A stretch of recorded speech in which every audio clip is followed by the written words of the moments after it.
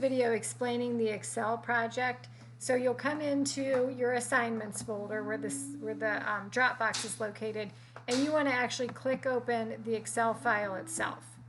So it will download and you will open it up in Excel, and then enable editing. But then you'll see you have all these tabs. So the first tab is the problem itself.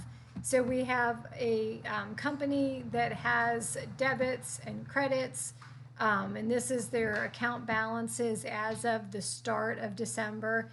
And then we go through, and during December there's a series of various different transactions, and you see that they'll include everything from selling merchandise to having unearned service revenue to billing the customers and collecting from the customers. There'll be discounts that are taken and discounts that their customers take.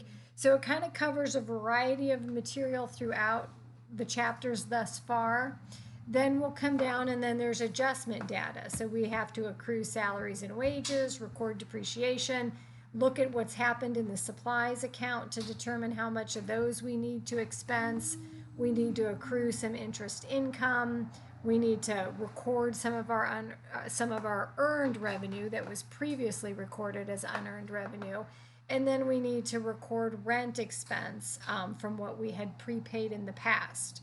So then what you're going to have to do is what it lists out here as required is you're going to have to fill in each one of these tabs. So the first tab is the general journal. So you need to go through all of those December transactions, so all of this group right here, and then create a journal entry for each one of those days. What's the debit? What's the credit? Then you'll come over to your T accounts, and then you will map, you'll start here. These are your beginning balances. And then you'll go through all of your journal entries and you'll map those into the T accounts. I believe all your accounts are provided in there, but every once in a while I could be wrong and you might be missing one, but they all should be in there. But if you have to add one, add it. Just insert those rows and add it where it goes, or add it at the end. But I'm hoping they're all in there. Then from those T accounts, you'll come over here and you'll build a trial balance. So then you want to go back to that chapter, look at what order you're going to list all your accounts, put in the debits, put in the credits. Then you'll go back and you'll do your adjusting entries, which again are these 6 that are here given to you. So you'll have 6 adjusting entries that you put through there. Then you'll have to go back and adjust your trial balance. So that trial balance tab, you're going to go to it twice. You'll do it before adjustments, you'll do your adjusting entries, and then you'll come back and go after adjustments.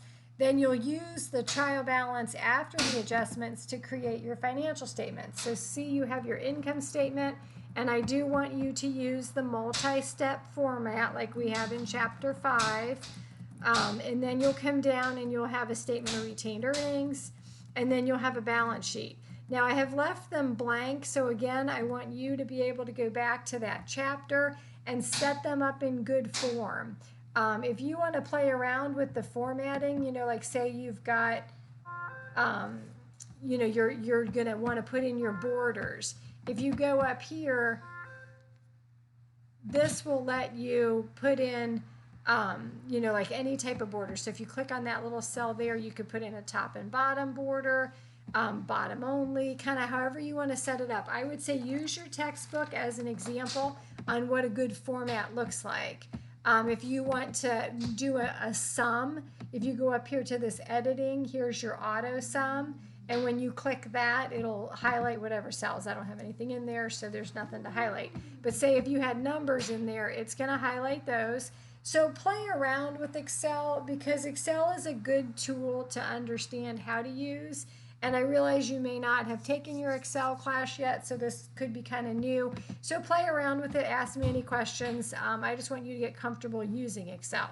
So fill in these 3 financial statements again in good form, using your textbook as an example. Then, go back and look over chapter 4, I think, where we did our post-closing entries, put those in there, and then what would be your post-closing trial balance at the end of that year. And that in total is going to be worth 75 points. So it's not a quick project. It's going to take you a little bit of time. And again, depending on how familiar you are with Excel, it may take you a little more time. But think of it as a good learning lesson and a good hands-on project to help you understand Excel, which is used so much in the business world.